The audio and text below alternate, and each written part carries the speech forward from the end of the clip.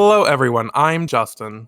And I'm Marcella. And this is a special episode of Sailor Manga, the podcast where we usually take a deep dive into the iconic Sailor Moon manga by Naoko Takeuchi and discuss it to our heart's content. But today, we are here to talk about the wonderful, the exciting new release of Sailor Moon Eternal, the movie, part 1 and part 2. Oh. And yeah, this is going to be, like I said, a special episode where we're not talking about the manga. We're talking about the Netflix movie, which we know it's technically not a Netflix movie, but the English version is definitely Netflix released. And yeah, we're really excited because we've never experienced a new Sailor Moon release. Yeah. And definitely not together. So this is exciting. Very exciting. But how are you, Marcella? How's it going today for you? Yes, it's going good today. I not much to report. Just sat here sipping my water and Ooh, looking love forward that. to getting into this episode. Special episode. So excited. How are you? I'm good. We played some Dead by Daylight matches as we typically do before we record. And it was pretty good. So yeah, we pipped as is the aim. That is the aim. To score, to point up, level up. So yeah, I'm feeling pretty good. All right, so I have a shit ton of notes and talking points for us to go through. We will not be going through the entire scene by scene of the movie because we would be here for probably 4 hours, and that's not the goal. So we each have some notes written down, and we're just gonna go through them. Mine are in order. I'm not sure about yours, Marcella. No, I'm just gonna piggyback off yours and throw mine in if there's anything different. Perfect. I think that's exactly what we should do. Sounds great. So first of all, I just want to start with, what is your overall feeling about the movie? Yay, nay, A plus, B plus. What's your overall feeling? A yay, and I would probably have to give it a B. A B. Okay. Yes. I actually 100% agree. I'd give it a B, either anywhere from a B minus to a B to a B plus. That's what I would give this movie. Yeah, it's really great. B minus to a B plus. Yeah, it's a really great movie. It's a wonderful entity for an animated Sailor Moon property, and I'm super proud of the animators and everything. They did a great job. So Toei, if you're listening to this, you did wonderful, sweeties. And anyone who worked on this movie, you did a great job. Yeah. Now, that being said, I do have some hangups about it, and we're going to get into them. But my first note, I guess we'll just dive right in. Wait. Do we have some Moon news this week? I don't, but do you? A teeny tiny. Go for it. Just that I bought myself. So you obviously had your a few weeks back. You got yourself your Sailor Moon journal. Yes, I did. And to make your notes in, and I thought I always write my notes on the notes app in my phone. And my memory on my phone is just so full because it's just my photos are just full of screenshots of memes and cool things that I'll probably never look at again. But for some love reason, that. screenshot and don't delete them. So anyway, so I popped onto Redbubble. Yes, one of our favorite websites. One of our faves. Mm-hmm. Owned by Ted Bubble, as we discussed. Ted Bubble. And I bought myself a Sailor Moon notebook, and it's hell fucking yeah. The artist who did it. You said you've seen it before, haven't you? It's basically Sailor Meow, and it's Sailor Moon as a kitty cat. And it's like what the Inner Guardians, right? And Sailor Moon as cats. Yeah, adorable. So I've seen it on T-shirts. It's so cute. Right. Yes. So I love it, and I shall be henceforth writing my notes in it regarding Sailor Manga. I love it. Yay! That's so exciting. It's a nice little keepsake as well then. Exactly. That's why even if I completely write in through the entirety of my Sailor Moon journal, I'm gonna fucking keep it. I'm never tossing it because it's like a Sailor Moon merchandise. Like I can't. Yeah, it's like memorabilia for you. Yeah, I can't. I can never part with it ever. We might be able to sell these things on eBay for like, I don't know, $1 one day. And they'll rip out every page of it and they'll just be like, what the fuck are they talking about? Who's Daddy Moon? What? And they'll be like, "Don't cry, lady. Sister complex. What? Yeah, Take the why are they? bitch. Nemesissy." Why is They'll be that? like, what is this?" I don't remember there being child predators and Sailor Moon. Ah! Exactly. Who are these people? Arrest them immediately. Oh Lord. Okay, Send them to so space. not send them to space. Ah! I had to Okay. do that because I know that's your big fear. Yeah, I do have it's funny because I have such a fascination with space. Like I love the planets and astrology and like stuff like that, but being in space terrifies me. So there you go. Well, I think you'll be all right. I think so. I hope so. So let's just jump right into the movie. So when this movie starts, it's fucking gorgeous. And my first note just says, "This animation is so fucking good?" Question Yeah. mark. Hmm. Because it's so refined, so polished. Yes. And I know that you haven't seen No, I Sailor know. Moon Crystal. That's one of Yeah. my notes as well, actually, to Oh, talk about really? it. Yeah. I actually looked up some reviews of the animation, Right. transformation sequences that are in season 1 and 2. I would prefer it to be drawn. Had to get that out of the way because the animation is fucking flawless. It's absolutely stunning. I don't think we've ever had Sailor Moon this high definition, and it's wonderful to see. Yeah, that was exciting for me too because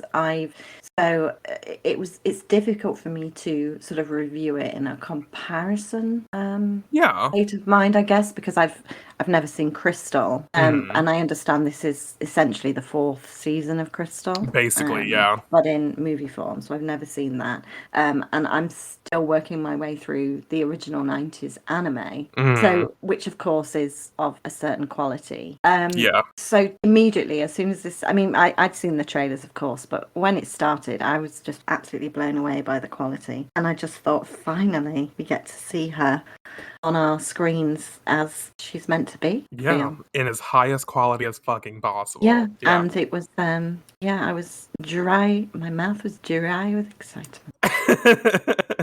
But yeah, animation A fucking plus. The animators did a wonderful job. So my next note is one of my hangups about the Mm, movie, about one of the characters. Mamoru is in mm, med school at 18 years old? Question mark. yeah. Because I'm not a doctor. Believe it or not, listeners, I'm not a doctor. Wait, But what? but I'm pretty sure you have to go through undergrad first before you can go to med school. Is that how things work? I'm pretty sure. But I mean maybe it's pre-med and maybe Chibiusa doesn't know the fucking difference because she's the one who's doing this monologue of catching us up where the characters are and she's like, "Mamoru got into med school with no problem." It's like at 18, he just graduated. What? Yeah, because you've got to go to college first, Right, or undergrad before you first, and then. then you can Yeah, go into post-grad med school. yeah. I just googled how to become a doctor. Right. Step one, do well in high school, and I'm just like, well, that's me out. Yeah, that's the end of my medical career. Yeah, and I actually wanted to be a doctor when I was younger because of Grey's Anatomy, but then I was like, you know what? Oh, That's a lot of school. I don't want to do it. that's a lot of So, school just to attempt to make out with hot doctors. not you calling out the exact reason I wanted to go into medical school. I said I know you. It's But yeah, so that I had a little. I literally paused it, and when me and Alan were watching it, and I was like, "Is that possible? I don't think that's possible." But okay, sure. yeah. My next note is also a hang up about the movie. Why aren't their inner dialogues like echoey? Why didn't they put an echo filter on it so that Oh it's yeah, you mentioned different this. from their speaking voices? Mm, Because they meld together in a way that is a little jarring, especially mm, considering the pacing of the movie. Like to have no differentiation between inner dialogue and spoken dialogue, it makes it a little muddy, in my opinion. And I was just yeah. like, oh wait, her mouth isn't moving. Her mouth still isn't moving. moving. She's still talking. Okay, so this must be dialogue. You know what I mean? So it was just a Yeah. little. It was a lot. So I Yes. wish that they would have had the foresight to throw on an echo on the inner dialogue, because like in the past seasons of Crystal, in the re-recordings of the 90s anime, they did that. So it's just weird why they didn't continue that. Like that's a big anime Mm, thing. Inner dialogue is like differentiated always. yeah, that's So I'm not true. really sure why they didn't do that. But you know, maybe it was rushed. But you think they could have taken the 2 seconds to do that? I would have done it for free, but whatever. This has just reminded me of another point that I had as well. Hmm. Just going back to the fact that I hadn't seen Crystal Yeah. going into seeing this movie. It was fine because I'm obviously familiar with the manga. Hmm. But I kind of wish that Netflix had, in order to, because there's going to be a lot of people watching this movie. Right. But I feel like there's going to be a lot of people who aren't as familiar with Sailor Moon. So to just kind of throw Hmm. them into season 4 without having any of the build up, I feel like they should have put Crystal on Netflix as a series They should have, but you know why they didn't is because prior.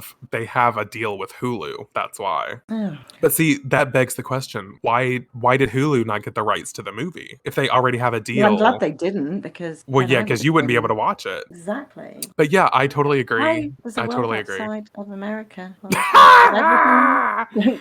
Don't give everything to Hulu. Don't tell Americans that.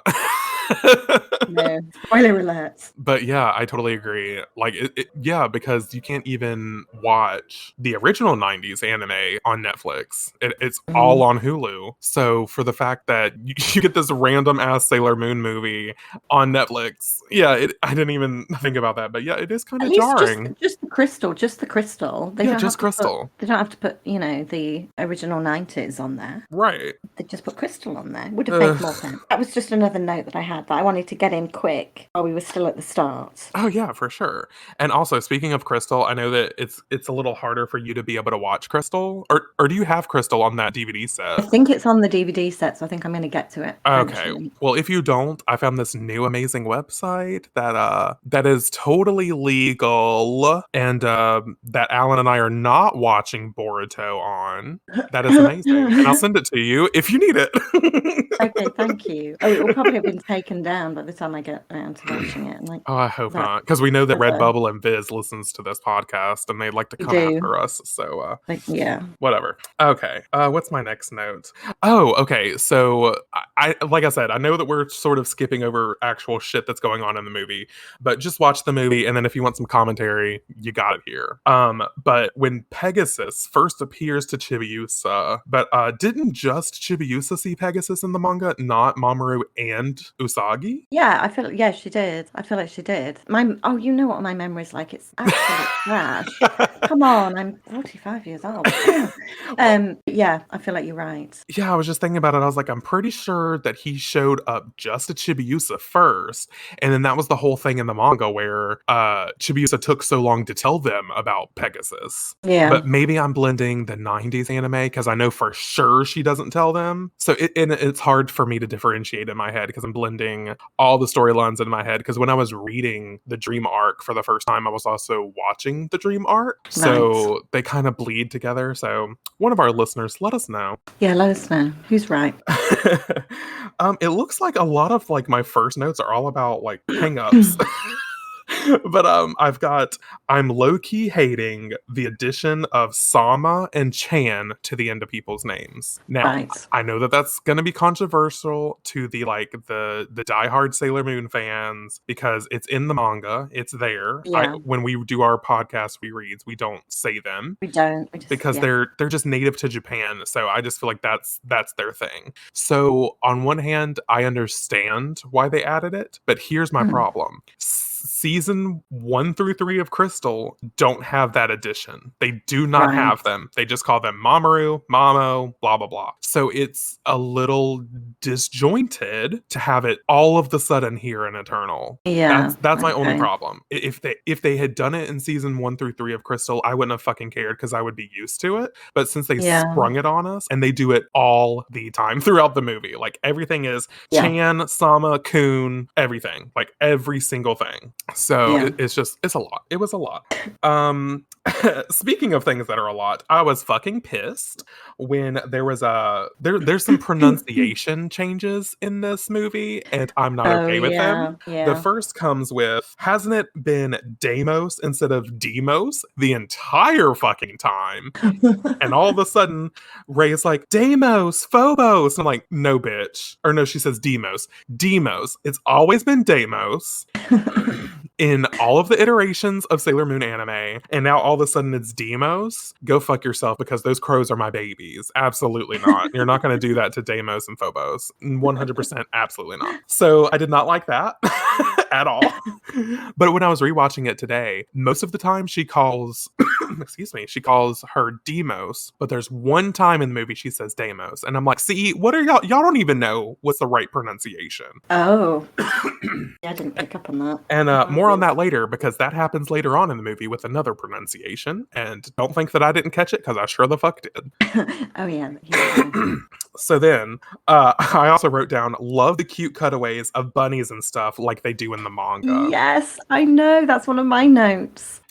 It's so refreshing, because Yeah. season 1 and 2 of Crystal were more of, they portrayed the serious side of the manga, and like I know I've said it a million times now, season 3 blended some humor into it, so it was nice to see that humorness of the Yeah, manga be portrayed because on the film. it's got so much humor in it. Yeah, and I love like the random like backgrounds that Naoko will give characters, like the penguin wallpaper we call it, and like the vegetables background, and Yeah, all the vegetables. I forgot about that one. Yeah. we love seeing stuff like that. Yes, we do. So yeah, when you had those little sort of boxes show up with a little bunny face in, it was Yeah, so cute. cheered And my that heart. happens. That happens when Mamoru buys kaleidoscopes for Chibiusa and Usagi. And the Yes. whole thing is Chibiusa's trying to go back to the 30th century, and because of this, there was an eclipse, and there might be a new enemy afoot. She can't go back just yet because everyone's celebrating the eclipse, and it's really crowded where she's trying to go back home to. Yeah, probably raise a few eyebrows. Yeah. So Usagi convinces her to go home the next morning, and Chibiusa is like, only if I can do one thing, and that's a sleepover at Mamoru's, which is adorable. But I just wrote down, by the time you get to the sleepover, pacing does feel a bit quick. It feels like we got there like a wham, a bam, and a flash. In my personal opinion, I was just like, "Whew, okay, we're not stopping. We're just going full steam ahead on this bitch." Which, I mean, the manga is kind of like that, but I feel like that doesn't always translate well to animation, because Right. when you're reading it, you can take a pause, but when you're watching something and you're not given a pause, you know what I mean? Yeah. That's why it doesn't always translate well when you do quick cuts. But anyway, Okay. Yeah, true. next up, Zirconia. Her voice actress is so fucking iconic. For anyone, I don't even know if you know this, Marcella, but the English voice actress for Zirconia is the same voice actress who did the English version of Rita Repulsa in Power Rangers. Oh, no, I did not know that. Same voice, and I fucking love that bitch. She is the voice of my childhood, and Oh, I remember when we were watching the Viz Dream Arc, and I heard her voice, I was like, that sounds like fucking Rita Repulsa, bitch. And I looked it up, and same actress. it was. So Oh, I absolutely love her voice. Love Rita Repulsa, the original Beryl. Wait, did Power Rangers come before Sailor Moon? I think they were in the works around the same year. Anyway, who cares? yeah, I think Um, I feel like they didn't. well, I know I that could be Mighty wrong. Morphin Power Rangers came out in '93, I believe, but I don't know how long it was in the works. Right. So anyway, um, this is just a fun little anecdote. There was a moment I turned on the subtitles, and I wrote down, who subtitled this? Chibiusa says, "Could it be?" when she starts dreaming about Pegasus again, and the sub says, "Is that dot dot dot?" when she says, "Could it be?" Oh, She verbally says, "Could it be?" But the subtitle says, "Is that dot dot dot?" Okay, another. We love the dot dot dots. Yeah, and I wrote down maybe this is because it was originally Japanese subs. So because it was originally Japanese, so the subs are like were there before the English dub lines. So I'm like, well, maybe that's why. But Okay. yeah, I would like a little bit of consistency between my subtitles. Like if you want to have a separate Japanese one, that's totally fine. Hmm. But I noticed this throughout both parts of the movie. The subtitles do not match up whatsoever to what is being spoken in English. They only cared about the Japanese subtitles. So I would have done it for free. Toei, Viz, whoever, let me subtitle your movies. I'm proficient in Microsoft Word. Anyway, not me trying to get myself a job. Okay, so then I wrote down, oh, this is my biggest hang up. Probably my Hmm. biggest hang up in the movie. Why the fuck are Luna's eyes blue? Why the fuck did they change it? Because I checked Crystal, bitch. This is how pissed I was. I checked Crystal, and because I already knew the original anime, her eyes are red. I was like, let me check Crystal. Maybe they changed it in Crystal. No, her eyes are fucking red in Crystal. So why the fuck did they give her blue eyes in Eternal? It makes no sense. Yeah. Absolutely not. I'm not here for discrepancies. Bitch, you better have some consistency up in your projects. I will not stand, nor sit, nor swim, nor dig for it. Okay? Do you hear me, Toei? After I just tried to get a job, I will not stand for it. I'm just saying, don't those are the quality control type of things that would nitpick me if I were on the project. True. And I'd be like, okay, everything has to be as seamless as possible. Not everything's going to be Yeah. seamless, but something as big as eye color or like hair color, something like that. Like that's a big thing. That's something you're It is a seeing big all the thing. time. Like that's not My one scene. my mother-in-law, I'll mention this on Moon News for our normal episode, that she Yeah. made me that gift that I'll talk about Oh on Moon News. yeah. And she made a little Luna. There's more to it, but I'll go into that Yeah. later. But my mother-in-law, who's never seen anything to do with Sailor Moon, made Luna's eyes red. So see, even she knows that Luna has red eyes. Yeah, but come on. So Toei, get it the fuck together. Mm. Right. I love this little note I put beside of it. I checked Crystal, damn it. Anyway, just to give you some reverence of what's going on in the movie, there's this Dead Moon Circus going on. They're the enemy. And this circus is popping up over Juban, basically. Yeah. And they want to, take energy, take ownership of the earth, blah blah blah, what have you. The sheeple are The loving it. sheeple of Juban, right? So there's a tiger in the troop that's starts terrorizing Juban, and Sailor Moon and Chibiusa, or Sailor Moon, Usagi and Chibiusa have to transform for the first time. And my next note just says, Moon Crisis makeup is stunning. This transformation is top tier because it fucking is. Yeah. Especially, and I know that Marcella, you get like a fresh perspective on it. I'm a little jaded because all I do is compare it to Crystal. Right. But Crystal season 1 transformation to this, like, there's no comparison. Like, Okay. I would give Crystal a grade Z and I would give this grade A. Like, that's how much of a difference, in my Wow. personal opinion, they are. So it's absolutely incredible. Moon Gorgeous Meditation, also incredible. We get that first attack when they're transforming, and it's gorgeous. Their kaleidoscopes turn into kaleidoscope wands. Yeah. And there's one for Sailor Moon, one for Chibiusa. And the animation was just lovely. It looks like little bits of mirror pieces come flashing out of the kaleidoscope. And it's gorgeous. A plus. A plus. The So transformations. I loved all the transformations. oh my, yeah, I have notes on every single one of them because that's how much I love them. I've got my top 3 as well already.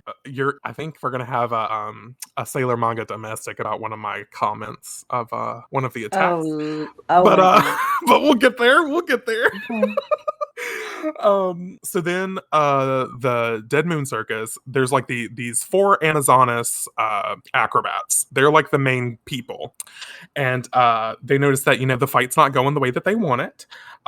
So they decide, let's transform Sailor Moon and Sailor Chibi Moon into whatever their dreams desire. And it just so happens that at that moment, Sailor Moon, Usagi wishes to be small, Mm. and Chibiusa wishes to be big. So Pala Pala, one of the acrobats, she decides to use the Amazon orb, question mark, to make that dream come true. So they basically switch heights. Chibiusa becomes a teenager. She looks like a teenager, and Usagi becomes a little girl. And it's wonderful because Chibiusa as a teen would look so cool because we never get Chibiusa grown up like that. Yeah. And I just love the long pink hair. And I got a thing for pink. So I just fucking love it. And how adorable is little Usagi? I mean, come on. I know. She looks Yeah. so fucking precious. I want to just like kick her like a football. She's so cute.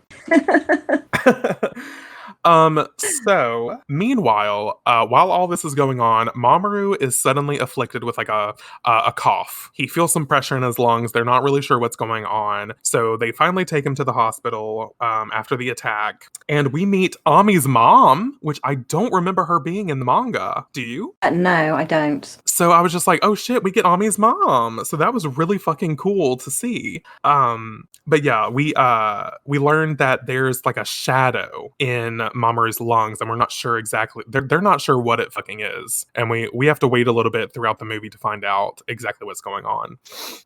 So what else do I got? So then and just feel free to jump in, Marcella, because I know I'm Oh, I sort of will. I'm taking control of it just because I've got so many notes. But Oh no, I'm glad you are. okay. So then next, the Amazonas Quartet, that's what they call themselves, they decide that they need some more manpower. The animal, the tiger, did not do his job. So they've got a tiger, a hawk, and a fish. And they're deciding that they're going to transform them into humans so that they can attack the Sailor Guardians. And their transformation sequence, I mean, it's kind of a transformation sequence when they go from Hmm. animal to human, is Yeah. so fucking wonderful because Yeah. they are all so fucking flamboyant. Not just Fisheye, but all of them. And I fucking love to see it. Because in the original anime, Hawk's Eye and Tiger's Eye are sort of masculine, and not sort of, they are really masculine. Hmm. And Hawk's Eye has a thing for older women in the original anime. Like he's like a ladies' man sort of persona. So to Hi. see, I don't know why they did that, and Fisheye is like the flamboyant one, the feminine one. Yeah. And in the '90s anime, he likes to dress up in women's clothes. He likes to portray himself as a woman, and which Oh I yeah. absolutely stan. Yeah. But in Oh, this iteration, all three of them are so flamboyant, and just very not afraid to show their femininity, and I just love that. Like that just yeah. makes me so happy to see. Yeah, definitely. Another pronunciation that pisses me off is they pronounce it lemurs instead of lemures, which is French. It's fucking dumb. And for reference, the lemures are the little black balls of like furry little darkness that we first saw when the Amazonas Quartet attacked Sailor Moon and Sailor Chibi Moon with the Hmm. tiger and shit. We saw these like Yeah. fuzzy black balls of darkness, and they're called in the original, and I think Crystal, they're called lemures because it's French. Hmm. I could Google what it means, but I don't want to mess up my computer currently. But anyway, in the movie they call them lemurs, and I'm just like, why? Why are we not having Yeah. consistency on pronunciation? Like that's really bothering me. Clearly. All right, so then we skip to the circus. So everyone's at the circus. They're starting to, the Dead Moon Circus has been advertising, so it's like open now. People are coming to it. That's where a big chunk of our movie takes place, is at the Dead Moon Circus. Hmm. And first to get afflicted by the Dead Moon is Ami, of course. Oh. And you'll have to refresh my memory, but she buys a fish, right? Fish's Eye is like, she has powers like me. I'm going to go after her. I'm And loving, yeah, the whole, it's kind of like the whole mirror thing again, the opposites, isn't it? yeah, they love to have a dichotomy between all the cast. And she buys a fish from Fish's Eye, and there's a mirror nearby, like you were saying, and Ami starts to hallucinate, but she's specifically hallucinating of little Ami, like her younger self, who is adorable. Yeah. So fucking cute. And she's trying to tell her, you know, that you ain't worth shit, you ain't ever gonna be worth shit, blah blah blah, all that shit. And we get to see like her dad, who like in our regular recordings we found out that he's a famous painter, and we get to see that in the movie, Yeah. which was really cool to see. That was nice. Yeah. Yeah, I loved it. And then, so she comes, you know, she's able to thwart the sabotage that Fish Shy is trying to instill in her. Mm. And we get a floating version of Sailor Mercury. It's like a little fairy sprite version of her, which you'll notice this will happen a lot in the movie. And she convinces her that, you know, she's a bad bitch, she needs to achieve her dreams and all that jazz. And Yeah. we get her new transformation. Praise on her insecurities. Yeah, praise on them. And we get her new transformation, which is Mercury Crystal Power. And I wrote down Mercury Crystal Power, holy shit. These transformations are the best in the second gen anime. Yeah. Like I said, these transformations blow Crystal out of the water. These are the best transformations you're going to get. And I fucking love to see it. It's wonderful. The next thing I have written down is, did Moon Crisis makeup solve the body switch in the manga? Because next thing you know, little Chibiusa, or no, big Chibiusa and little Usagi show up to help Ami, and they transform into Super Sailor Moon and Super Sailor Chibi Moon, and they're swapped back to their normal selves. Mm.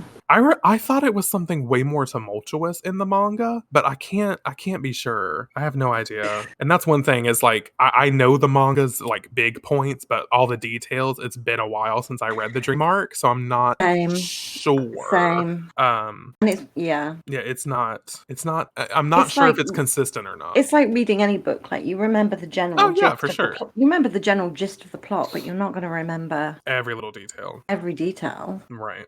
I don't have a photographic memory. Yeah. So my next note says Chibiusa is such a horse girl kissing Pegasus. And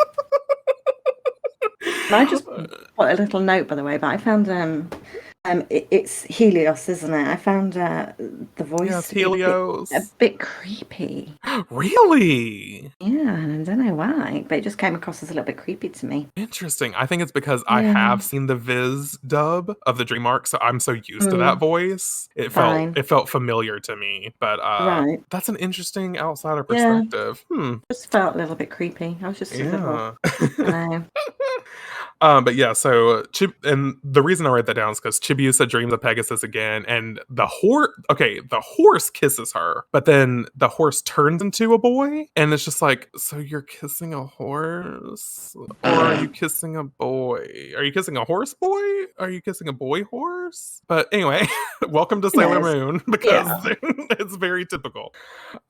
So then they're back at the circus, I believe. Everyone's back at the circus, and I just wrote down, how effervescent and fucking cute is Minako in this? Because at the very beginning, when they were doing the eclipse, she was like, I want to be an idol, and she was being like so cutesy. Oh yeah. And now she's like, I want to find a boyfriend, and like she's just being so fucking adorable. Yeah, I loved her. She's sort of the comic relief in the first act, or the first part of the movie. You just turn to her and she's gonna be like super cute and sassy, and I love it. But then the next Sailor Guardian to befall a trap set by the Dead Moon is our girl Ray. Yep. She's led into a house of mirrors, and Tiger's Eye is trying to trap her. And we get baby Ray, little Ray, and she's wearing the same outfit as current Ray, which I thought was an interesting detail. And but she's like, you need to achieve your dreams. You need to worry about getting a husband. And she's like, the little girl version of Ray, who's like looks like she's about 8 years old, is like kissing the teenage/adult version of Tiger's Eye, which is a little suspect. I don't like to see it. But it's just a mirage, so I guess we'll just skate past it. Yeah.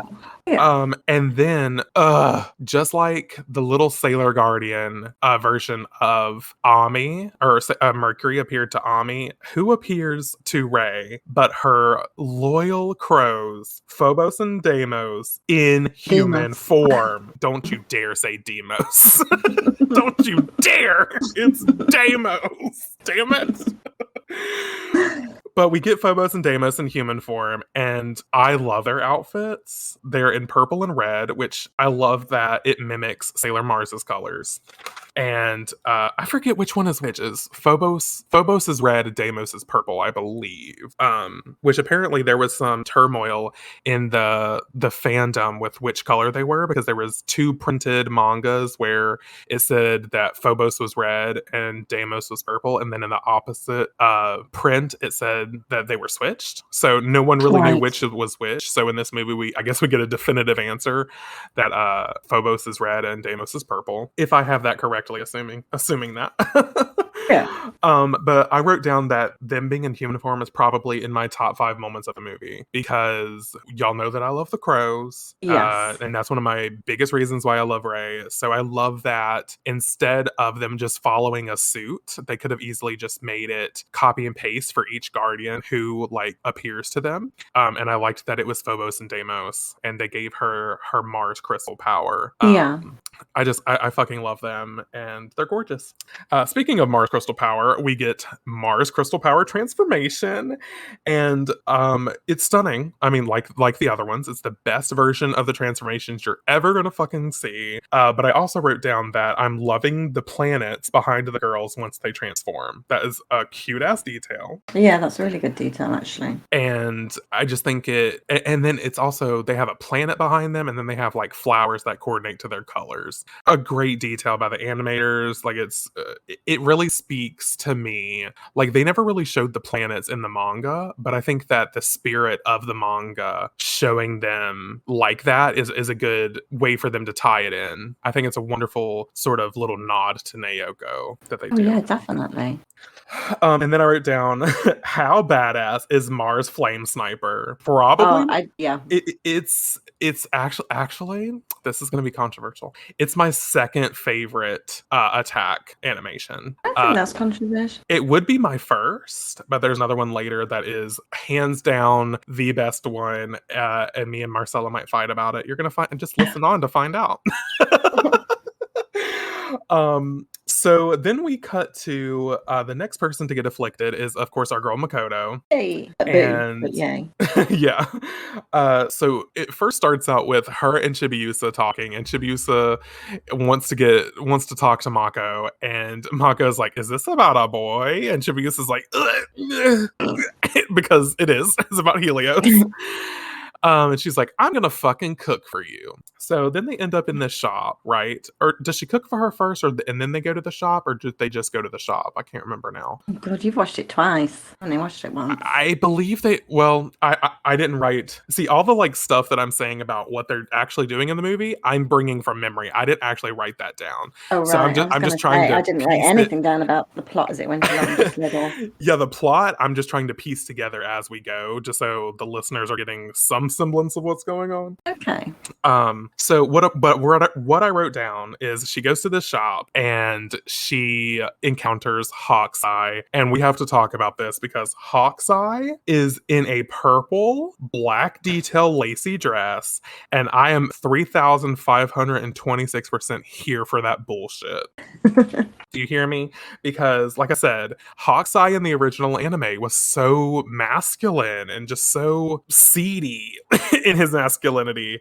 And to see him so feminine to the point where he's wearing dresses and he's just so openly about his feelings, I'm like, this is the kind of progression I want to fucking see, bitch. Because he's a beautiful man. Like, let me just say that. Yeah. Like, his purpley pink magenta fucking colored hair with his purple dress, like, he looks stunning. Very, very kind of, I don't know, like Forest Sprite looking. Yeah, 100%. Yeah. It's very whimsical, the way that he's not only dressed, but acting. And it's just wonderful.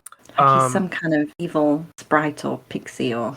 Yeah, like an evil... it. Yeah. Oh. like an evil but beautiful nymph or something. Yeah. It's great. So then he tries to, inflict our girl Makoto, and she does succumb at first to the attacks. But I wrote down, I feel robbed of baby Mako. I feel robbed We had because a mini. We had like a mini oh yeah, you're right, Mako, we didn't we? did. Yeah, for like a second, but It wasn't it baby. wasn't as much as we got for Ami and Ray, which Mm. is sad. But anyway, but I was like, I wrote down at least Jupiter Crystal Power is fucking incredible, Yes. which it is. And like the lightning that's going around her, it just looks absolutely gorgeous, breathtaking. It's just so fucking beautiful. And then we get to another pronunciation. Oh no, this is the part we might fight about. Before we get to another pronunciation, this is the part we might fight about. I wrote down, I feel a little let down by Oak Evolution. Like there's just wasn't much to it. I know. Do you know? I agree. Oh, okay, good. So we don't I have to agree have a with Sailor you. Manga domestic. No, we don't. Like, it's just in comparison to the Aqua Rhapsody that Mercury got and the Flame Sniper that Mars got. Oak Evolution Yeah. was like, Oak Evolution, spin around once, there's a couple petals, that's over. And I was There's like, a few what? leaves. I know. I was Yeah. waiting, but they could have done so much more with that. They could have done so much more with that. And it may be the fact Just that a Oak few. Evolution is not that great, but like they could have amped it up a little bit. Yeah, I mean, considering the amount of effort that they put into Army and Ray's, or Hmm. Mercury and Mars's, Right. I And don't know. especially going from how Was amazing somebody Mars taken was. a day Ugh. off or something? I know. What the fuck? It Send was it like to a couple us. of We'll amp leaves. it It wasn't up. even a full tree. It was a sapling. Right. And that's what made me so upset is Yeah, there was nothing fucking to it at all. I know. Ugh. I mean, I Just did throwing like a that few we handful of got leaves in people's face. I did love that we got like the Jupiter symbol above her forehead, and she was like, "Oh, the Jupiter symbol, blah blah blah." Yeah. But then the animation of Oak Evolution itself was just very Mm. very monotone in comparison. Oh yeah. Like It was just a whoever. letdown. Yeah, somebody wasn't putting the effort in that day. Yeah, someone's like his favorite guardian is Jupiter on the animation team, and it shows because they Yeah, did our girl dirty. they did. So then we get to a pronunciation change that sets my soul on fire. I wrote down, it's always been Elysian and Endymion, not Elysion and Endymion. The inconsistencies are really pissing me the fuck off.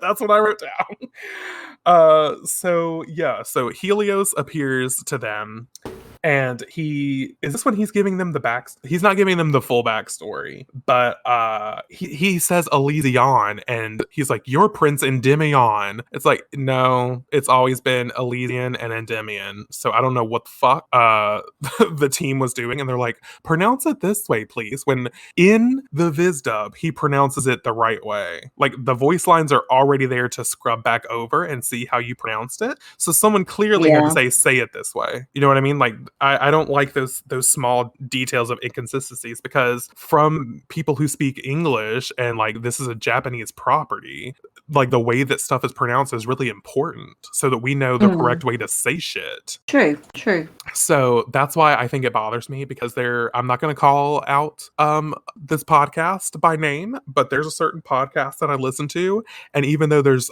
all this wide array of you know, animation, this media that pronounces Mamoru's name as Mamoru, they Mm. consistently pronounce him as Mamoru, Oh, which is no. not correct. No. Like they say Mamoru for a reason, not Mamoru. But anyway, so like I said, you're gonna see as we go on. I don't think I have too many more notes about it, but the pronunciations really set me the fuck off. So then the next person to get afflicted, you guessed it, it's Venus. Minako is feeling down about herself because she can't transform like the other girls could.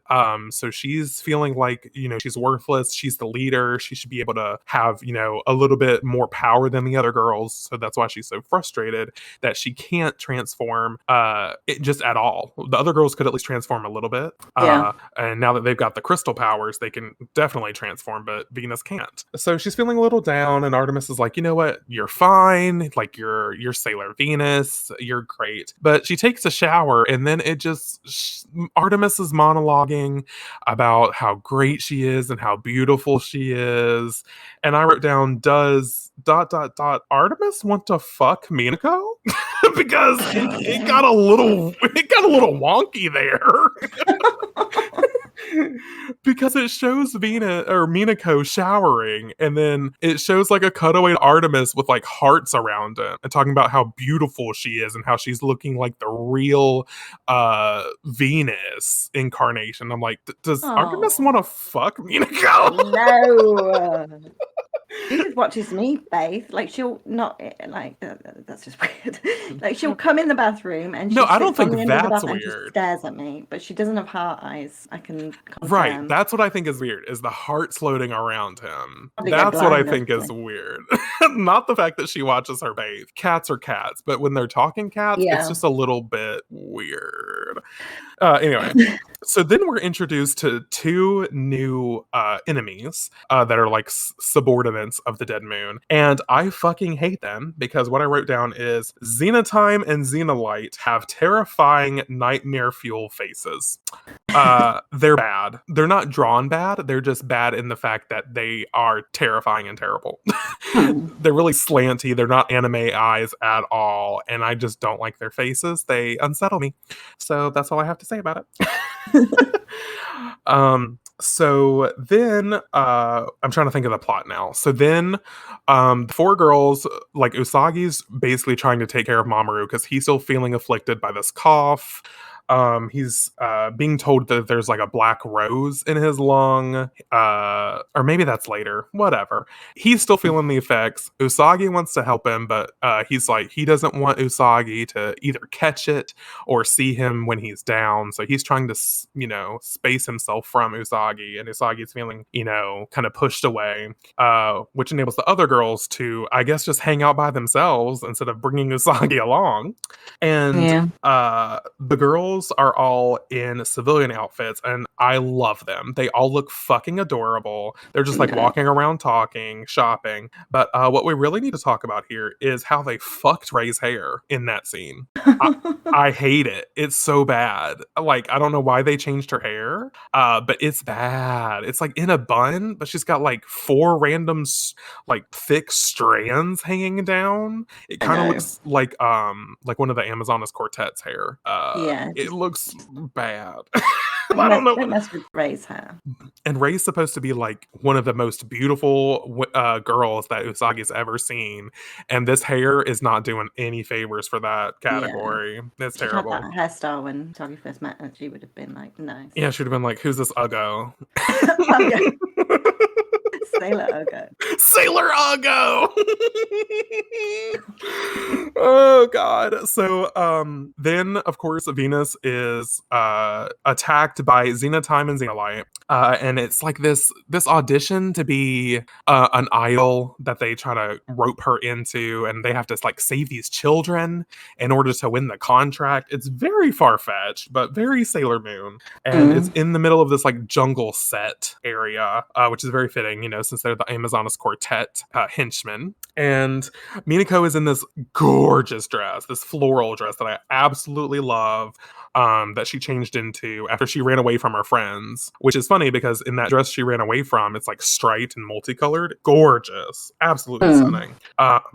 But yeah, so she realizes that things are not as they seem. She goes to help the children, and she's attacked by Xenotime and Xenolight. And the Guardians are there, Jupiter, Mars, Mercury, because, they heard about, I guess they heard about it. They overheard some scuffles and are trying to help. And Minako tries to transform to join them, and she still can't transform. And she's like, take care of them. I'm going to go save the kids. So she goes up there, tries to save the kids, and she's attacked again because I believe the kids are fake and they turn into the lemuress. I refuse to call it lemurs. I believe it's like it was a trap. And she it's on top of this like weird tower type thing. And she had to climb up it. And next thing you know, she's like almost falling off the fucking tower. And Artemis is there. He's traipsing after her, and his little kitty paw reaches out to save Venus, and she's holding on to his kitty paw, if I remember correctly. Mm. And then all of a sudden, Artemis turns into a human. We get human Artemis, and he's got long white hair. He's in this like low-key bondage outfit. Like his top is like low-key bondage. It shows his belly button, but it's like strappy. It's really interesting. Pride Month. For Pride Month. But it's a cute scene where Artemis is like, "I'm sorry, Mina. Like it's my fault that you haven't been able to transform because I've been a bad partner." Which don't know how that logic really times out, but I'm just gonna accept it. So it's through that she's able to transform with her Venus crystal power, and again, also outstanding. But I wrote down Love and Beauty Shock is also a miss. There also was not much to it, to the Love and Beauty Shock attack, but not quite as bad as Oak Evolution was served. No, but it's still not great. It's close though. It was really lackluster. Yeah. And I'm just like, damn. So then after she transforms, all four Guardians are attacked by the Amazonas Quartet by these like vines, and they're like being shocked to death. And that's sort of where we end part one of the movie. But again, we're just gonna ramble back on into part two. So through part two, we cut away from the girls, from Usagi, from everybody, and probably my favorite part of the damn movie. We cut to the Outers. Oh, I'm so excited. Yay. So we pop into a bookshop and we see Michiru, aka Sailor Neptune. And I wrote, okay, pop off Michiru in this dress, because it's like a black dress with like teal roses all over it. It's gorgeous. Yeah. Like she looks absolutely stunning. And a fan comes up to her and is like, "Are you Michiru Kaio?" And she's like, "Oh yeah. Yes, I am. I'm Michiru." Like she's all very flippant about it. I love it. And then Haruka comes up, and talk about a serve. Haruka looks like a boss bitch, because she's wearing like this white shirt, but like and it's like buttoned around her bra, but like you can see her stomach. But she's got a midriff showing, hasn't she? Yeah, and some like dark navy pants. She looks like she owns the company, sis. She could own me. Seriously, she could peg me anytime. I would love it. Oh god, yeah. But yeah, they look fucking incredible. So we see them, and after they're done shopping, Michiru and Haruka get in the car, and I love this. Michiru is driving, not Haruka, because Haruka's a race car driver. But Michiru was like, "Nah, you're off today. I'm driving." And they pass by this sale on diapers, and Haruka's like, "Oh, look at that sale on diapers. We should get some." And Michiru was like, "Are you forgetting? Like, we haven't needed diapers for Hotaru in weeks, because if you don't remember, and I know like anyone who hasn't been keeping up on Sailor Moon, when we left the Outers in season 3, Hotaru was a baby, and the Outers leave to go keep Hotaru safe so that she doesn't reawaken too early, and all this other shit. So she was a baby when they left, and we learned that this was 6 months ago. This happened 6 months ago after the end of season 3. And now Hotaru is a young adolescent. She's not a 6-month-old baby. She's like probably like a 5 or 6 year old at this point. So she's rapidly aging. So then we cut to Setsuna, aka Sailor Pluto, and I just wrote down, Setsuna had no fucking right to be wearing this black lacy outfit. Fuck me, I guess. Yeah. I knew you'd like that one when I saw it. Oh my god. Like between Haruka, Michiru, and Setsuna, hands down my favorite outfits in the entire movie. Like, I'm sorry to everyone else, but these outfits are where it's fucking at. And the fact that it's like black, but it's lacy, and she looks like she's the guardian of death, even though that's technically Saturn. And I stand it. She just got back from filming her music video. She did. It was very "I'm a Slave for You" Britney Spears 2000s. Like, she just looks absolutely stunning. So then I wrote down, this countryside, quote unquote, "I have 3 mommies" motif, I stand. because we get Hataru, and because Haruka and Michiru come home, and Hataru's fucking adorable. Like I said, she's like 5 or 6. She's really young, but definitely should be 6 months old, but she's not. I just watch And them being, I just watch a spin-off show of them being, domestic, domestic. 100%. Yeah. 100%, I would, because they live in like this middle of nowhere countryside sort of manor, Yeah. and I would 100% watch a spin-off Sailor Moon show that's called like My Three Mommies, Yeah. or Oh, like I would 100% watch it. And even I if they're would. like, even if the plot is like, oh, I fucked up the stew today, Michiru, sorry, and like I would watch it. I'm I would still watch every watching. second of it. Yeah. It's like I'm still watching. I'm still tuning in. if Michiru was like, I Sorry, broke my tuning in. spoon today in the garden, and now I have to go to the shop and get another one, I'd watch it. I'd watch it 3 times over. Like, I Yeah. don't care. They don't even have to transform or anything. They can just be No, they don't them. even have to have powers. I just Yeah. want to see those Yeah. 6 months of them growing up. Like, Yes. I want that 6 month gap animated, and I want it to be Make at it least 3 happen. seasons. Yeah. Make it Toei, happen. let us know. It needs to be some kind of like WandaVision-esque, Oh my suburbia. god. That would be perfect. And they like lost their memories. Oh, Oh my god. Did we just write a show? we did. That sounds like it, bitch. Right, copyright. Get it Copyright Sailor copyrighted. Manga. I'm gonna bring somebody at work, get the patent. Oh my god, that's it. Anyway, speaking of cute outfits, I wrote down how fucking cute is my baby Hataru. Her lilac plaid dress is adorable. Yeah. Because like I said, they came home, Hataru meets them or greets them or whatever. And what I love is she calls Haruka Daddy Haruka I instead of know. mommy, because like everyone thinks that Haruka's a man, and she doesn't care about whether or not she's called he, she answers to he and she, or she probably answers to he, she, and they. She does not give a fuck. Oh And yeah. I She's love like, that. don't label me at all. I'll just She's like, I'm roll just any Haruka. which way. I'm Yeah. me. And then I wrote down, so what happens is either the next day later on, I think it's a little bit later on because they're still in the same outfits, is Michiru is a musical teacher. She teaches like instruments and stuff because we know that she's very gifted with the violin. And some students are coming over and they see this ghost version of Pegasus and a ghost version of Chibiusa, and they're like freaked the fucked out. Mm. And Hataru sees this and she's like, I don't understand what's going on. And She's then grown up at this point, hasn't she? she's about to. Yeah, she I can't remember. yeah, she goes to her room and she goes to the mirror because mirrors are a big Okay. motif in this movie. Mm. And Sailor Saturn is in the movie staring down at Hataru, like the That's teenage, it. the 13-year-old Sailor Saturn that she normally is. Yeah. I wrote down the Sailor Saturn / Hataru mirror moment. My heart, Hataru getting all of her Oh. memories back makes me low-key emotional because Sailor Saturn is like, Hataru, I'm you. I'm the real you, the inner you. And Hataru's like, I don't understand, like, what's going on with this Pegasus and like this pink-haired girl. Like, I don't understand. So Hataru's memories have been gone. She doesn't remember anything but My Three Mommies. That's it.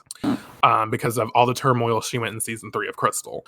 So she like touches the mirror and Saturn gives her all of her memories back. And she's like, what are all these images? And she sees everything that she endured in her previous Saturn cycle, we'll call it, with like all her friendship with Chibiusa, all the inners, everything. All of it starts coming back. Very Celine Dion, all coming back to me now. Yeah. So then she goes up to the outers, and she's like 12, 13 years old now. She's grown, and they're like, Hataru? And she's like, that's who I was. That's not who I am. I was like, oh, okay, bitch. Because of course it's Saturn, fully awakened Saturn. And she's like, the time for all 4 of us to reawaken as guardians is here. Like, we've got to go. Yeah. And we get the outers crystal powers. They all get crystal transformations now. And also, I think it's funny that they're just now getting crystal transformations, but the series before it was called Sailor Moon Crystal. Very interesting. But okay. So we get their transformations, and I said they're all fire, but in all caps, Saturn finally got a transformation animated. Yeah. And that is That was the big thing. That's a big thing. And I wrote down it was a little too short in comparison to the other Yeah. girls, but at least she got a transformation. Yeah, it I don't was, fucking wasn't care. it? Yeah, because like Haruka and Michiru's transformation is, I mean, it's not as long as the Inner's transformations was by any means. And same with Pluto. They weren't as long, but Saturn's was like, I am Sailor Saturn. It's over. Like it's already over, you know? But I said, so then okay, I need to do some plot before I get to my next point. So they all transform and they all basically teleport to the spot in Juban where everything is going the fuck down. And I'll probably will miss a lot of the plot now because now I'm getting just straight to notes and I don't remember piecing all of them together. So bear with me. Um, but the Outers show up. The Amazonas Quartet is in full swing, trying to fight them and everything. All of the Inner Guardians, I believe, are transformed and are trying to attack. I think. Mm. Everyone except for Usagi because. Oh, excuse me. Oh, well, what a good segue because Usagi's coughing, and that's why she's not with the girls. Because she's feeling afflicted by the same sort of thing that Mamoru has that we still don't really know what's going on. So I think Chibiusa is trying to tend to Usagi, and Mamoru, of course, is out of commission as well. So then the Inner Guardians and now the Outer Guardians are show up to save. Oh, that's it. They show up to save the Inner Guardians from like the vines that they were afflicted with the Amazonas Quartet in the jungle area.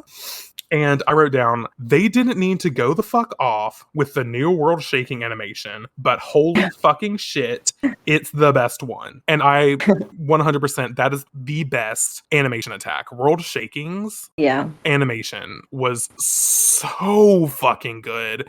I mean, it was very reminiscent of the original animation, but like amped up to fucking 11, bitch. They went all out for World Shaking. It's my favorite attack above Flame Sniper, like 100%. Like they just, I don't know what they were drinking that day, and they were like, let's do it all for Uranus. We're gonna give all of it to Uranus and none for fucking Jupiter. Like that's what they fucking I did. know. Because they could have given half to Jupiter.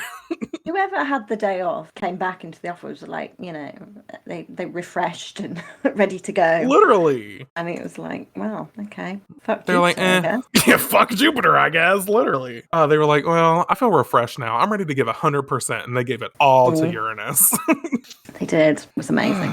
And then we get another amazing animation attack, which is Dead Scream. By Sailor Pluto, and it looks fucking phenomenal. They did a great job. She looks great. And then there's also this scene where Chibiusa realizes that the Outer Guardians are there. She was given Neptune's hand mirror at the end of season 3, and she sees that all 4 of the Outer Guardians are back through the hand mirror, and she sends the hand mirror back to Neptune. And then she goes to Usagi. She says, Usagi. And Usagi's like, I know, I feel them. They're here. We've got to go. And but Chibiusa's like, no, you're still sick. Like, I'll go. So when Neptune gets the mirror back, she sees that Chibiusa is on her way. And, you know, basically that they know that they're back because they were saying that they needed to tell Sailor Moon what was going on once they saved the Inner Guardian and stuff. And then they're still fighting, and Uranus summons her weapon, which is the what's it called? The space sword, I think is what it's called. Yeah, I think it's called the space sword. Whatever. It's the Uranus sword, whatever you want to call it. And like I said, Neptune now has the hand mirror. Sword. Yeah, the sword. And all the Outers have all their weapons. I wrote down the Outers having all their weapons. I live because all of the Outers have a weapon, unlike the Inner Guardians. Maybe that's why I love the Outers so much. But you know, whatever. So then they fight, but they go back to the circus because they're done with the jungle shit. The Amazonas Quartet retreat, and they head back to the circus. And now Mamoru and Usagi are there, even though they're both like coughing and afflicted by this lung thing. And I believe it's Zirconia. Maybe it's the Amazonas Quartet, but they turn Mamoru and Usagi into little Mamoru and little Usagi. And I just wrote down, they're adorable. Yes. But then Helios appears and he takes like little Mamoru and little Usagi away for some reason. And I'll get to this because I really didn't fucking understand it.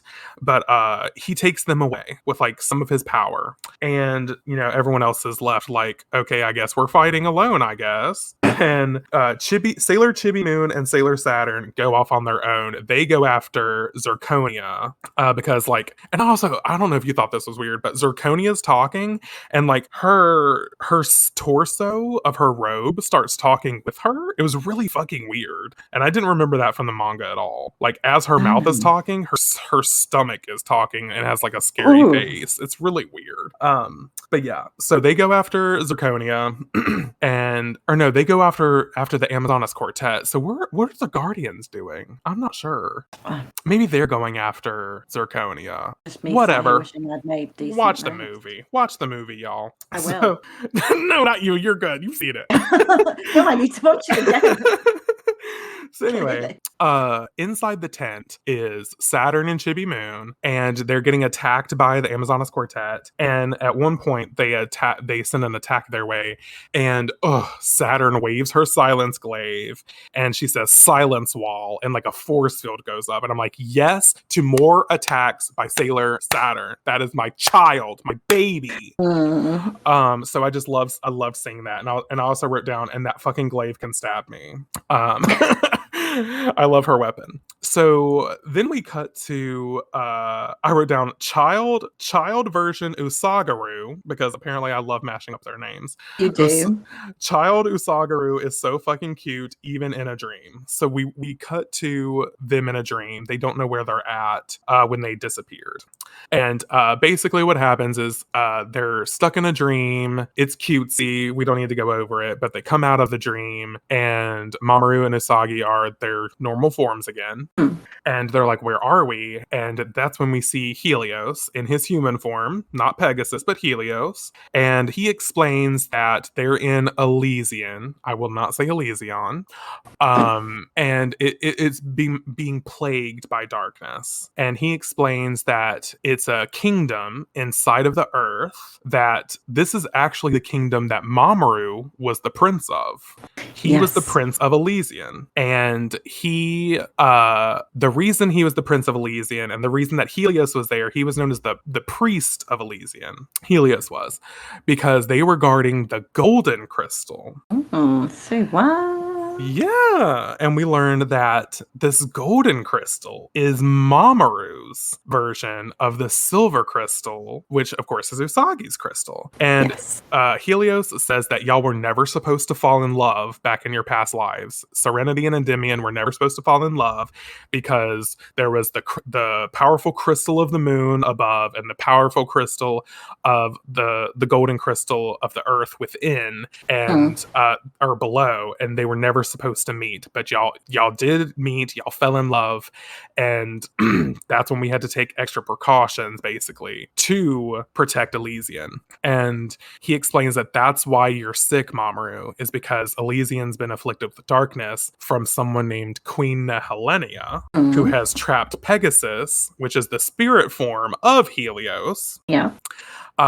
Because if Helios is afflicted with darkness, not only is Elysian afflicted with darkness, but so is Mamoru, because they're connected in the same way that I guess Silver Millennium and Usagi would be connected, but Silver Millennium didn't have a human representation protecting it like Helios is. But that's basically the gist. That's why he's afflicted with this sickness, and it's breaching out to Usagi, I guess, because either close contact or she's in love with him, whatever. You want to draw your own conclusion there. Yeah. So then I wrote down, this confirms Sailor Mamoru.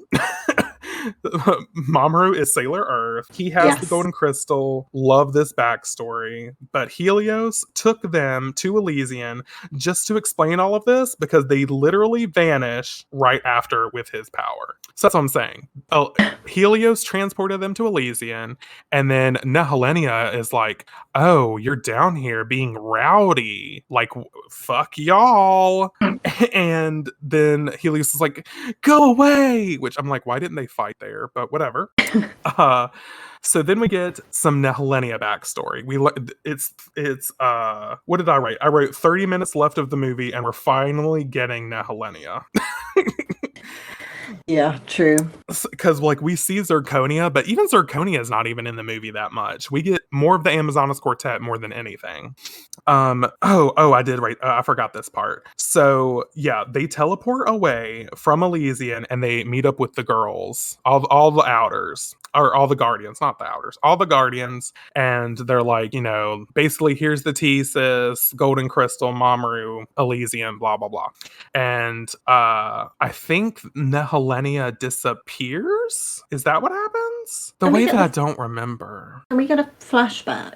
Yeah, we do get a flashback, but I can't remember. So what I think happens is they're like the Amazonas Quartet / Nehelenia / Zirconia disappear, and they wonder where they're going. And then Usagi looks at Mamoru and she's like, they're in Elysian, which Right. I mean, Nehelenia was just there, so I guess that makes sense. I don't know why you didn't know that at first. So they get to Elysian, and I wrote down loving these maenads. It's like these women that I guess are helpers of Elysian, Yeah.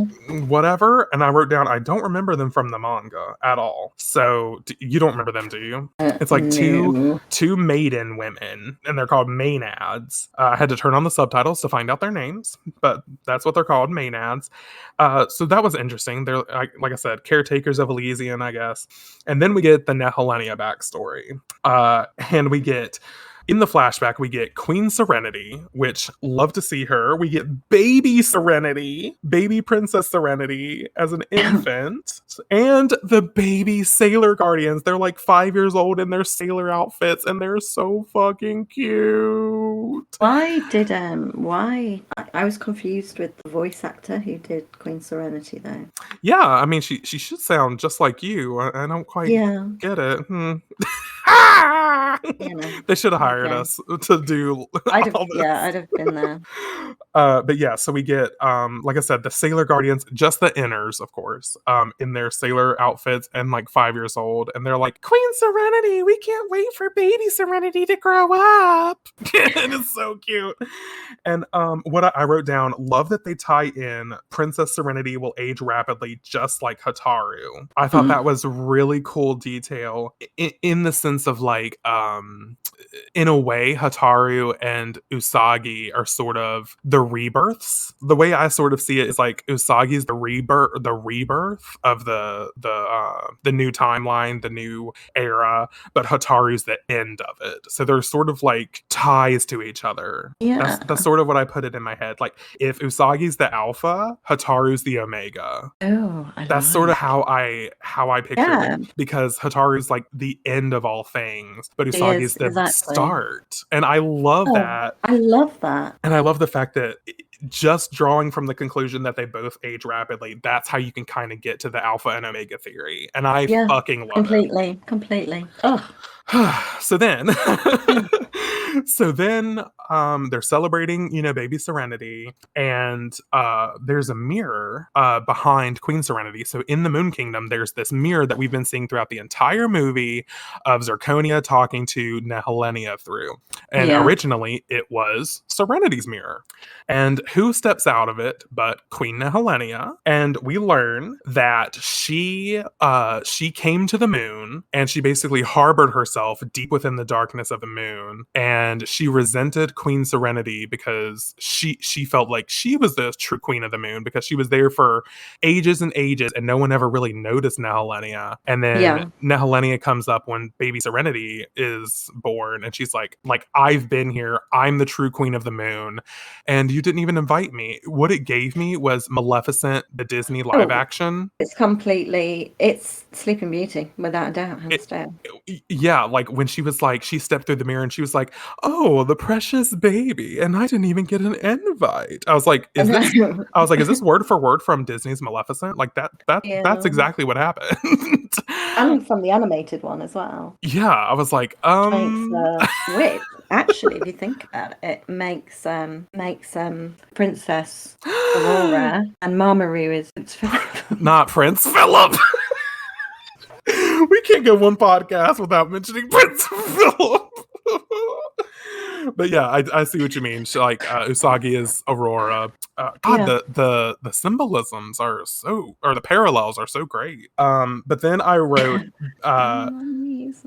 no, don't do it. Stop a minute. We get baby guardian Venus stepping up to Nelani, and she's like, "You need to leave." And I just wrote down, "She is so brave. I love her so fucking much. Protect her at all costs."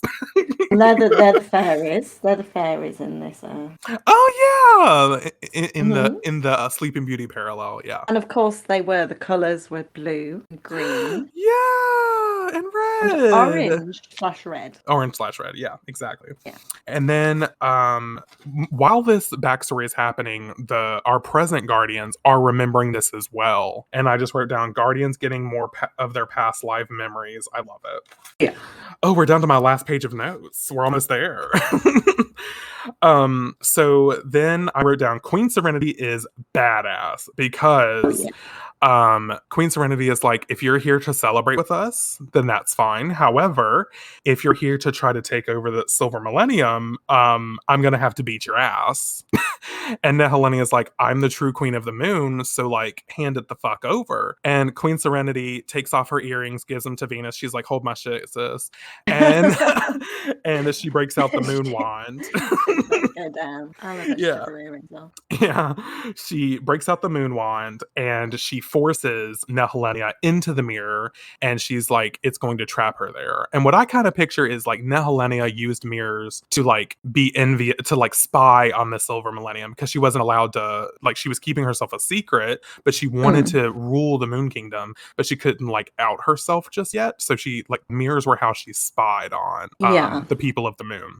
So that's why I love that Queen Serenity banishes her in a mirror to like, now you're gonna fucking stay there, bitch. Oh. So Queen Serenity banishes her to the mirror, and now Helenia, as she's being forced into the mirror, she says, I'm cursing Silver Millennium. She was like, I'm cursing the Moon Kingdom, and I curse baby Princess Serenity that she will not ascend to the throne and Silver Millennium will fall. So Oh Nehelenia no. implies that she's the reason why the Moon Kingdom fell, which I would love if that were true, but Ray actually pipes up and she says, no, that's not true. It was fate for Silver Millennium to fall when it did, or because we were meant to be born right now, right here. But I actually love the idea that they're there, like the Yeah. Moon Kingdom fell because of Nehelenia. I think it gives Yeah. more power to I've Nehelenia. got a little bit of headcanon that that's true, and it happened because of the curse that she placed on it. Yes, I'm 100% adapting that as well because it,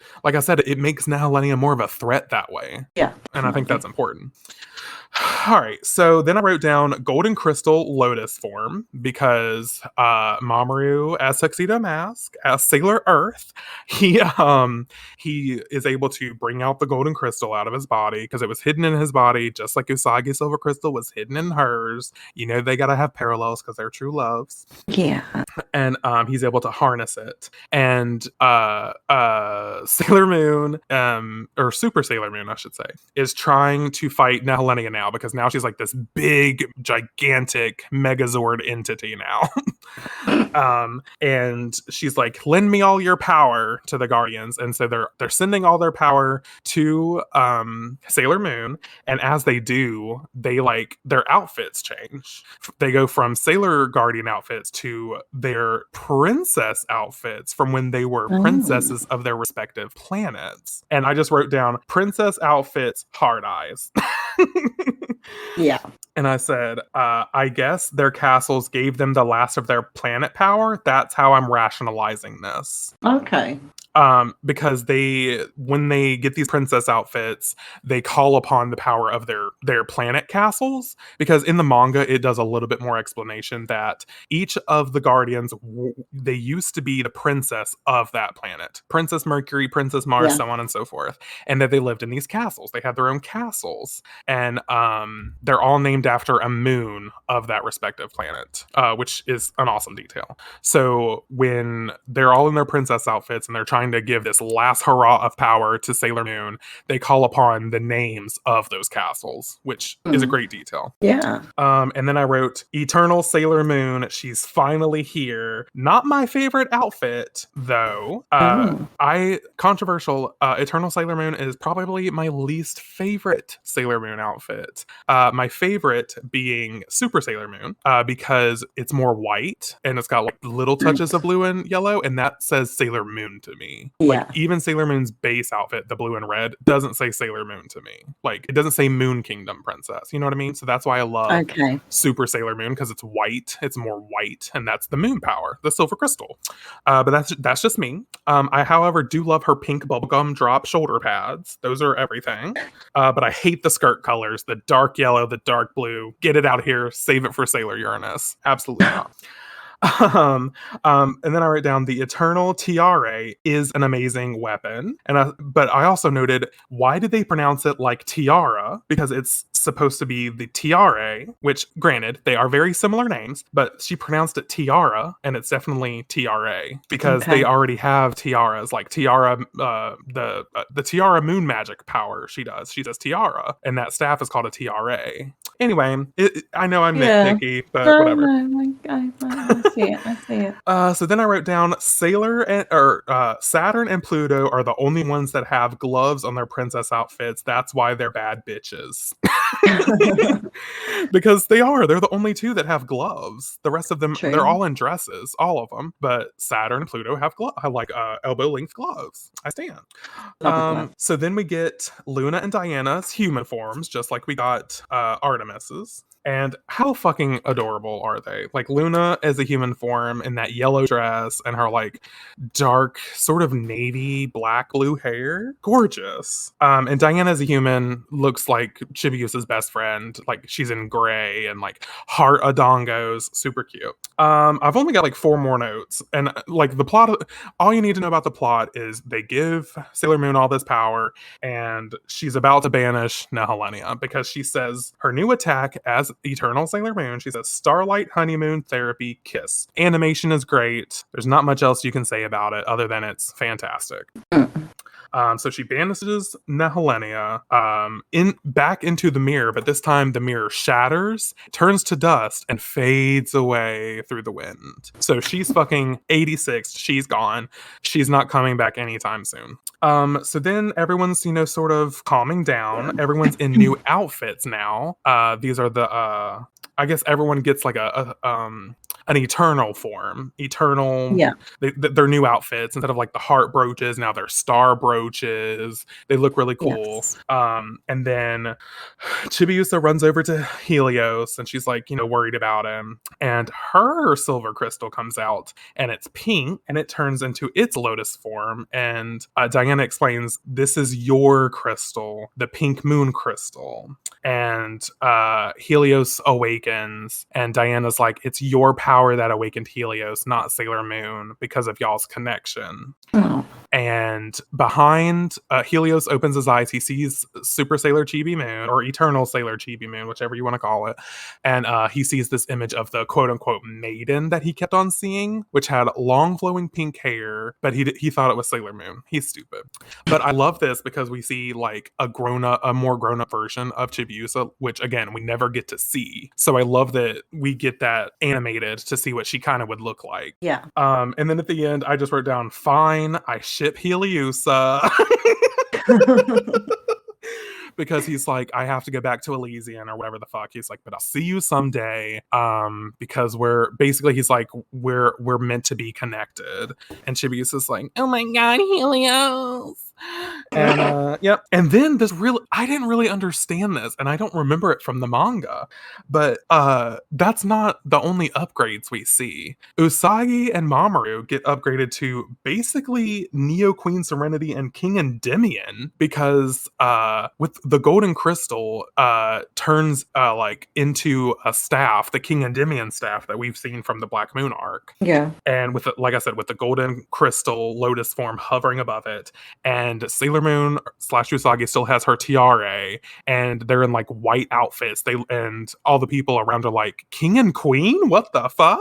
And so that's not really explained. I don't know if that happened in the manga. I don't remember because she's not going to stay Neo Queen Serenity. Like No. we still have a whole other arc to get through. Yeah, exactly. So maybe it's just the Maybe it's almost residual like power. a vision. Okay, like a premonition of things to come. I could Yeah. see that. I could totally see that. Okay, let's go with that.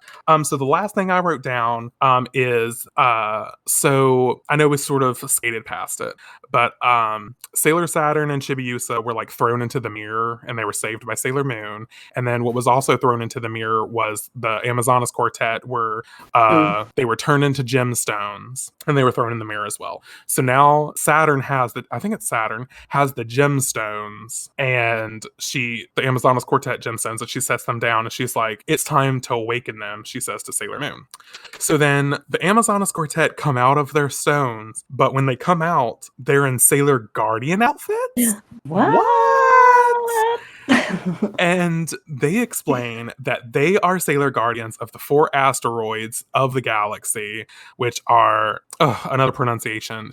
I think she says Karis, which no, it's Ceres. It's Ceres. Yeah, I think Ceres. Ceres. Sailor Ceres, Sailor Pallas, Sailor Juno, and Sailor Vesta, respectively. And they look at Chibiusa and they're like, we're actually your guardians, and we were never meant to be awakened. Zirconia found us deep in the Amazon where we've been sleeping, where we only need to be awakened to be your guardians. But she sensed our power and she awakened us and turned us to the side of darkness to do her bidding. So all along, the Amazonas Quartet, now the Sailor Quartet, were always good people that were brainwashed. And that didn't happen in the original anime. They were just bad guys the whole time. And I was like, that is robbing them of so much justice. So I'm so Like glad that we finally get this animated. Very similar to the kind of Nephrite and Jadeite. Exactly. Yeah. Very reminiscent of that Dark Kingdom redemption. And I just love that we finally, because we've never had the Sailor Quartet animated. So to see them and to see Chibiusa be like, my guardians? And but they say we have to go back to sleep now, but whenever you need us, we will be ready to protect you and to fight alongside you, Chibiusa. So then they vanish and we're left with Sailor Moon reflecting on the events, and it's like a couple days later, next day later, whatever, they're in the square again where they saw the eclipse and they're just reminiscing, and Sailor Moon's like, as long as the sun is shining and the universe is blah blah blah, like we can keep going for whatever happens next. And that's how we end the movie. I'm a little sad that we didn't get like a little nod to like a possible Stars art or anything. Yeah, but it's because been done, isn't it? I hope so. Like it I'm hasn't sure been it is. confirmed, but as much as press as it's getting, it's like number one on multiple people's lists in their Netflix queues. I really hope we're getting the Stars arc animated because I need to see some of those Sailor Guardians, Sailor Aluminum Siren, Yeah. Sailor Heavy Metal Papillon, which has never been animated yet. I need her. Sailor I'm gonna Letha get it. and Nemesis, I need them. So anyway, clearly I have a soft spot for the Stars arc, but I wish that like the end of season 3 of Crystal, it ended with the sound of Helios's bell that he gives Chibiusa. And so I wish that they would have ended it with like something, a cackle, something of Sailor Galaxia just cackling something. or something. It would have been great to see. Yeah. But those are my long and lengthy notes about Love it. Sailor Moon Eternal. Do you have anything to add to anything I missed? No, nothing. All I've got is my top 3 best transformations and top 3 best attacks. Oh, give them to me. Have you got yours? I can come up with them. Yeah. Because we didn't actually discuss doing this, did we? But I wrote them down. We didn't, but I love it. I'm ready.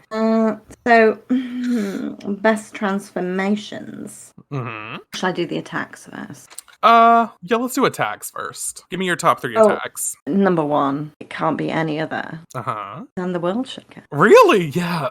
That's my number 1 too. World Shaking. Because it was animated to hell and back.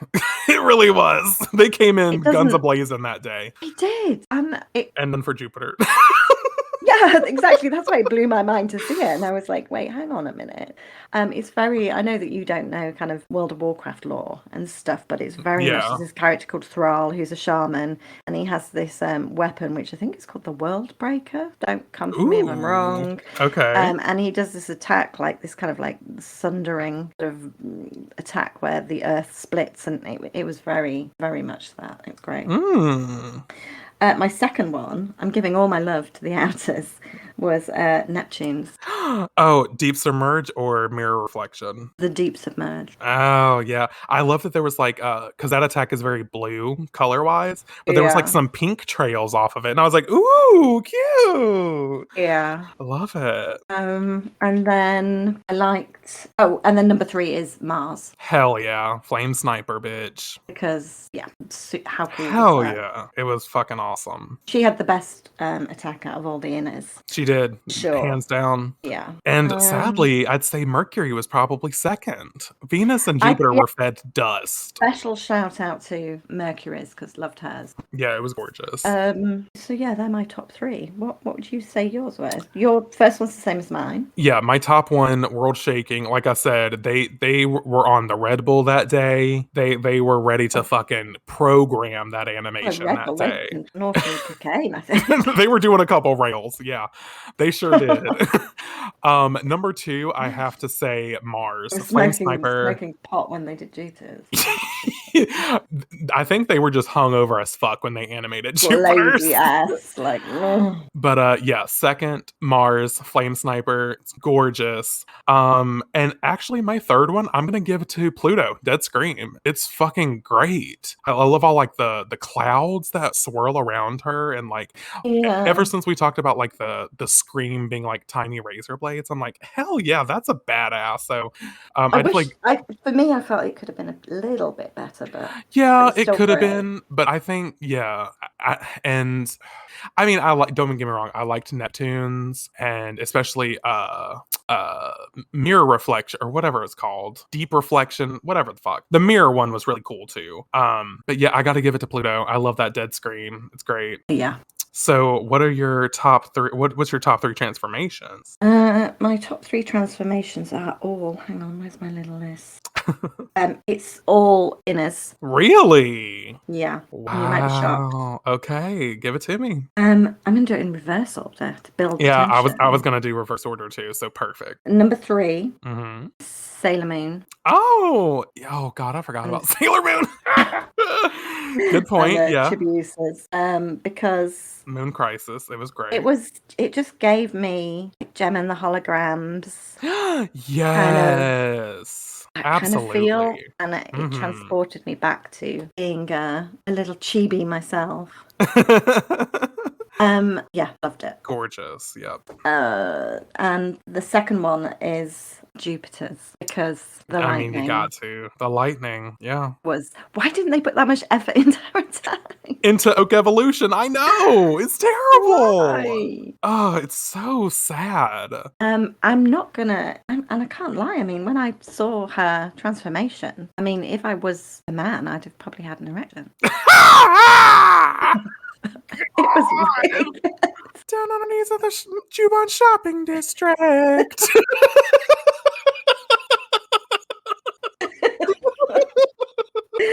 Oh, down on our Oh, knees, I'm flat on my back. ah! Damn it. But with all that inappropriateness aside, Mhm. my favourite one, because it gave me just pure roller disco 80s Oh, yes. Say it, goodness. bitch. It was Venus. Venus. It was so good. Yeah. Oh, God. I know. Alan was like, okay, roller skating, bitch. I was like, I know. I That's know. awesome. I'm like, Oh, what is it's this? so great. Absolutely amazing. Yeah, there you go. There you go. All right. So my list, it's pretty similar. Number three, oh, this is hard. This is really hard. I think I'm gonna give it to Jupiter. I would give it to Sailor Moon just because Sailor Moon's was awesome, but Yeah, that lightning, there's something about it. It's just I it know. transfixes me. And I'm gonna give third to Jupiter. Number two, surprising, super surprising. I did not expect for this to be as good as it was, but I have to agree. Venus, like holy Yeah, shit. it was so good. It was so amazing. Like you said, the roller derby vibes, like roller Yeah. disco, like oh, it was awesome. But to surprise Pop absolutely no one, Idol, the whole, yeah. yeah. But to surprise no one, my number one is Saturn. I don't care that it's short. I don't care that there's not much to it. I have waited so long for this Saturn transformation, and Yeah. I got a little teary eyed when I fucking watched it because I Oh, was just so happy. As little as and small and not detailed as it was, the fact that yeah, Saturn finally got a transformation, I was like, I'm okay. I have yeah. to give it to Saturn. So yeah, but there were so many. Every transformation was incredible. But all of them were beautiful the way it Yeah, was done. Yeah. gorgeous. And I think it's fair that Neptune, in my opinion, Neptune, Uranus, and Pluto, their transformations were okay. They weren't spectacular. They were good. But Yeah. their attacks really stood out. So Yes. So they had the better attacks, and and then then the inners had the better the inners had the better transformations. transformations. Yeah. I Yeah. know. What is that? Like, why not put Like go that all amount out of effort for all of all it. over everything? Yeah. I'm getting quite annoyed now about Jupiter being Gosh, given she really got the short end of that fucking stick. I'm really pissed this. about it. Like, and like I said, maybe it's the fact that Oak Evolution's probably my least favorite Jupiter attack anyway, but like you could have fluffed it up. Like you could have I don't know, you could have had tree branches swirling in the wind. You could have had like Oh God, light yeah. like have some tree branches swirling in the wind and then lightning come down to crack them in half and then the leaves blur around. Like you could have done all kinds of cool shit with that. You could have had a tree in the background get struck by lightning, which made the Oh my branches God. swirl in the wind and the leaves swirl in the wind. You could have And the done leaves are that. crackling with lightning, like the Exactly. after Like effects. Toei, hire us. Like we've got a better transformation than y'all did. Sorry, not sorry. Yeah. Hey Alexa, play Sorry Not Sorry by Demi Lovato. I don't have an Alexa. Sorry if I set off anyone's Alexas. You didn't set mine off, but she's a bit crap. She's lazy. She doesn't Okay. listen to me. But yeah, I think that's most of our thoughts on Sailor Moon Eternal. Like we said, we loved the movie. It was great. I think it'll be different if we like once we reread the Dream Arc and then we go back and watch it. Yeah. I might do that. I don't know if I'll do it No, soon. I considering might that I might wait, but I barely remember anything, of the finer details from the Dream Arc, I'm definitely yeah. looking forward to a reread of that. Yeah, that'd be really cool. But yeah, I guess that's. I think I got everything off my chest. You got everything off yours, except for our disdain at Jupiter's the way she was treated in this movie. Um, Yeah. Yeah. yeah, I think that's it. I feel like we can always add more stuff if we think of it to the main news for Yeah, meh, next I'm not worried about it. next act, but we're fine. Yeah. But thank you guys for listening to this special episode of Sailor Manga. Hope you guys enjoyed it. I know it's a little different, especially considering that this is coming out around the time that we're doing our current reread of the Black Moon arc. But hope you know. enjoyed it just the same. Sorry for any spoilers if you Yeah, if you're reading listening along along. with us, don't listen to this, even though Yeah, we're don't already at the listen end. to that. But yeah, you can you can find me on the internet at JustinGray22 across Twitter, Instagram, and of course YouTube. You can find us both on Twitter at Sailor Manga Pod. And you can find us also at Sailor Manga Pod on Instagram. It's popping over there. Go check it out. Gorgeous colors. How's And it doing? How many have we got more followers? I think we are at 19. I think we were at 20, so I think we lost followers. Someone hated our post, I guess. But Whatever. that's fine. And you can reach us at sailormangapodcast@gmail.com. Let us know what you thought of the movie. Did you love it? Did you hate it? Do you are you writing a very wordy email to Toei about how awful Jupiter was treated like we are? Let us know. Send us a line. Reach out. Need to know. But yeah, I think that's all we got for Sailor Manga today. So, in the name of the moon, We'll be back soon. bye guys. Bye.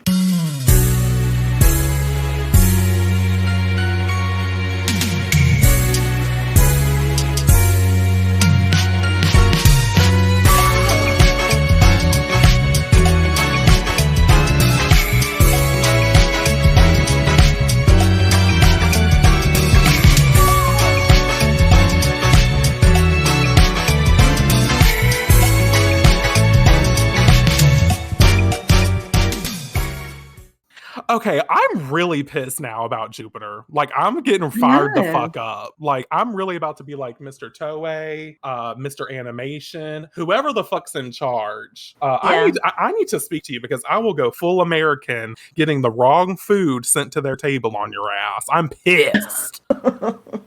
My baby Makoto deserved better. God damn it. I know. Anyway.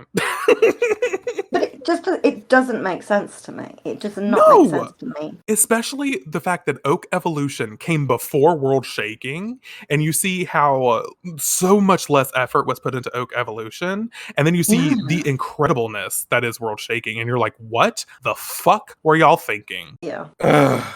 But you've just why aren't we on their team? Because that whole I can see it in my head of her standing there and I can see this giant oak tree getting struck by fucking lightning and the Right. branches cracking and swirling around her and the trees have like leftover residual lightning crackling them. I can see it. Exactly. It's so good. Why couldn't Ugh. they do it? God damn it.